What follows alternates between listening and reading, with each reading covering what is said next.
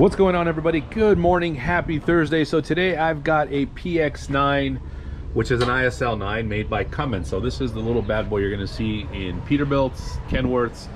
We have a couple different issues going on. Number one, we've got some coolant that's starting to push through when this thing reaches a certain temperature. So we may have a head gasket issue, cylinder head issue, or a liner issue. We'll find out a little bit more. But we also have a turbo issue. So it's giving me a turbo actuator fault code.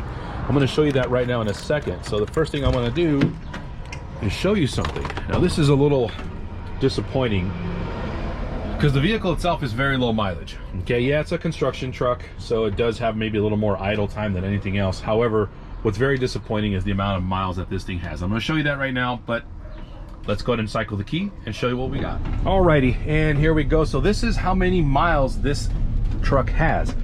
Very low mileage in my opinion. Look at that, only 62,000 miles, and we already have engine issues and we also have turbo issues.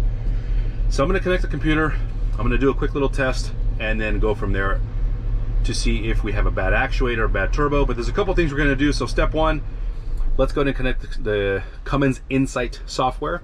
We're going to do a quick test, and then we're going to proceed from there, which is going to require a little more taking things apart and going that route. So again, guys, just 62,000 miles on a T370 PX9, okay? And then let me give you the year so you can see that for yourselves. There we go, 2014, 2015. So anyway, there you have it. Let's connect the software and go from there. So guys, really quick, just to kind of mention this, even though it is a PACCAR engine or PX9, you don't need the day before software for this. You can actually use your Cummins INSITE software. So as you can see there, Cummins INSITE, you're going to connect to that. Keys open. It takes a while to launch, but that's just kind of the way Cummins goes. So you can see I got power, I have data. It's going to go ahead and connect. It's probably going to try to create an image, which it normally does that. Again, I'm going to go into this little tab over on the left. I'm going to open that up. I'll show you that in a second, but it's going to have to do this where it creates a work order or image. I'm just going to go here. I'm going to click on OK. I do like this setup because it does, again, record what you're seeing when you initially connect. So it creates an image, a screenshot, a file, if you will. So now that we have that going, again, it takes a while to connect, so just be patient and go from there. So now again, you don't have to do this if you don't want to, but I like doing it for myself, for my own personal records. And again, what you're going to do is you're going to go to your left side. You're going to go to your ECM diagnostic test. There we go. You're going to launch that window. It's going to pop up a new window, and you're going to go to the bottom, very much like the Series 60 14-liter EPA 07 on the Detroit's 2008-9. You're going to go here, VGT hyper or high steel test. You get what I'm saying, guys. So click on that, click on next. It's going to take you over to this next screen. You're going to click on start on the bottom right, and it should be a pass or fail test. Okay, so unless we've got something else going on, but again, this is why we're doing these different tests, to make sure, hey, in fact, we have a bad actuator or a bad turbo or whatever's going on. So right now its test is running, so be patient. It'll give us a result shortly. It failed it last time I did it, but I didn't get to record it, so I'm kind of doing this whole video from scratch. Oh, look at that. It passed. Very, very, very interesting, because we're going to go back here to the fault codes, and I'm going to show you this right now. So we could have a harness issue as well, or we could have a turbo issue. So I'm going to go here. Give me 1 second. I'm going to enlarge my screen, and then here we go. So VGT actuator driver circuit, root cause not known, VGT actuator controller out of calibration, VGT controller. So circuit typically means we may have something going on with that actuator. It could happen when it gets hot. Right now it's cold, so obviously I can't really test it the same. But what we're going to do right now, just to kind of do another test to see if it's a pass or fail, is we're going to remove the turbo actuator. That does require, number one, coolant's got to come out. Not a lot of room that I have here to work with, but I've got to make it work. Number two, again, once you get the coolant out of the system, number two, what you're going to want to do is remove this actuator. Do not disconnect it, just simply remove it. Once you remove it, then you can actually run the test on the outside, and if you want, check the turbo itself to make sure that that's sweeping properly. So let's get some accessories out of the way. I've got some CAC hoses, air filter, and again, coolant that's got to get all taken out. So let's get that going. One thing I do like, or I do want to mention as far as the INSITE software goes, it does give you some possible causes or known causes. For example, shop talk. Once you open that up, it'll show you this little fault codes. VGT actuator is not receiving power for the ECM, so this means we could have a power supply issue, voltage issue, rapid cycling of the key, an open circuit on the VGT circuit, which means the actual VGT might be bad. We may have a harness issue, which is also a possibility. Intermittent communication between the VGT and the ECM on the J1939. A malfunctioning engine coolant thermostat. Interesting. That could be causing some other problems that we have. So I've got a lot of testing to do before we actually kind of get in this and really, you know, go from there. So let's do that. Let's pull out the coolant, number one. Number two, we're going to disconnect the VGT. We're going to test it separately and see if it passes. If it does, then we got to put all that together and go from there. Again, don't want to make any mistakes, so we're going to go ahead and do this as best we can. So let's see what's going on. All right, guys, so we started doing something really quick. We're going to be taking out the coolant, like I mentioned, so we can do some further testing and investigating. So one thing I want to show you, we're not even there yet. We're barely getting into this. Here is our turbo. We have oil coming out of the cool side. I call it the cool side. Anything that goes towards the engine, towards the CAC, is going to be your cool side. To me, that's going to be your hot side going on the outlet side. That would definitely affect a lot of things, but you can see now we have oil present. So if we have oil all the way in there, I don't know if you can see that. Hope it can show it. All right, we're starting to get signs of oil. That's telling us this turbo is probably taking a dump on us. So what we're going to do right now, very simple. I'm going to find a way to take this actuator off. I got to take the coolant out. I'm not going to disconnect it, and we're going to do a simple test with our computer again, and I'm just going to do a quick little sweep on the turbo to see if anything's going on there, and we'll go from there. We can make a better, more informed decision for our customer, and of course you guys can see what's going on here. So stand by, let's get some tools, let's get this thing going.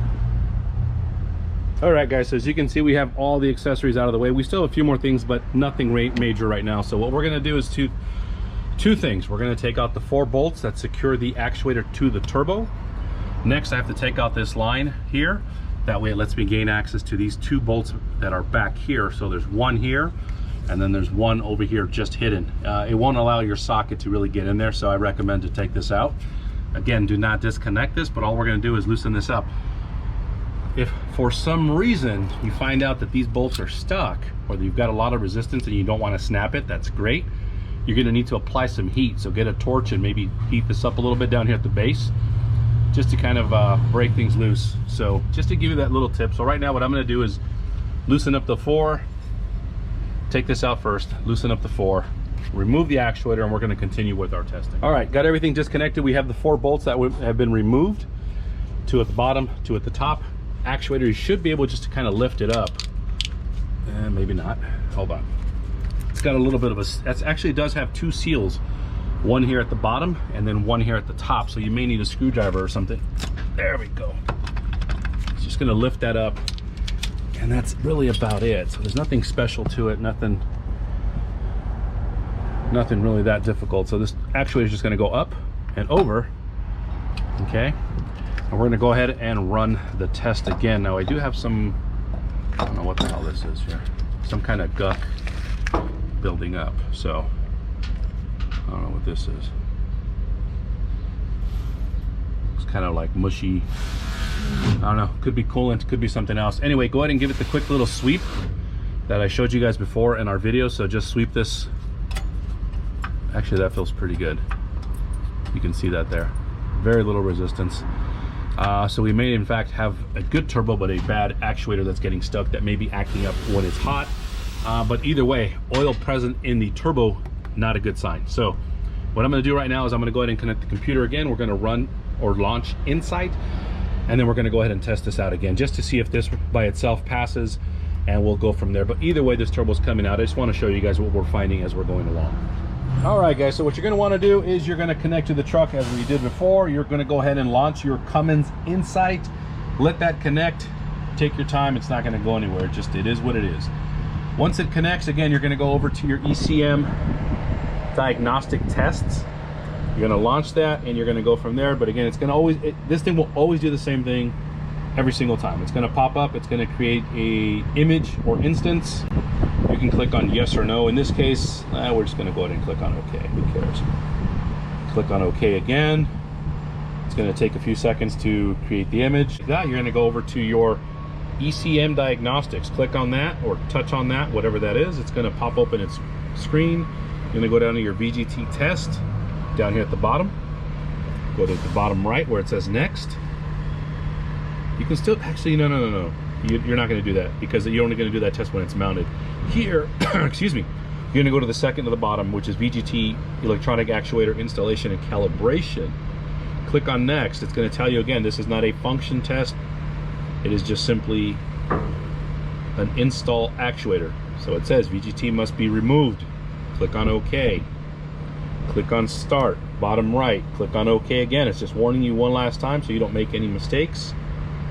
And the turbo actuator is good. Okay, so when it's cold, I don't have these fault codes that we're having earlier. So just to give you an idea, let me get out of the screen. It doesn't really matter because I can go back and do this test over again. I'm going to have a coolant, which we already know. I've got a number of codes, and that's just because I'm starting to take this thing apart. But the main reason we're getting behind all this is the VGT actuator driver circuit, VGT actuator controller, bad intelligent device, VGT actuator. So we have something going on with the turbo, with the actuator. You can see that the turbo has oil that's pushing through.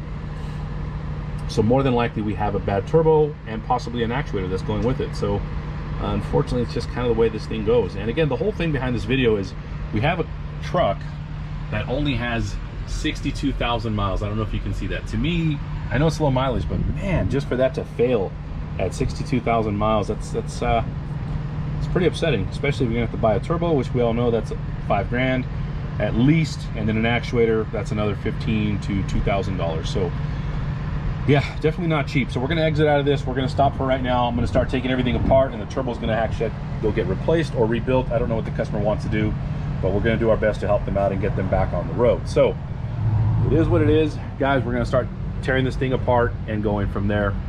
Hope you guys liked the video. Again, this is maybe a part 1 of part 2. I'm not sure how I'm gonna do this, but if you like the video, give it a thumbs up. Always appreciate it. Guys, have yourself a great day.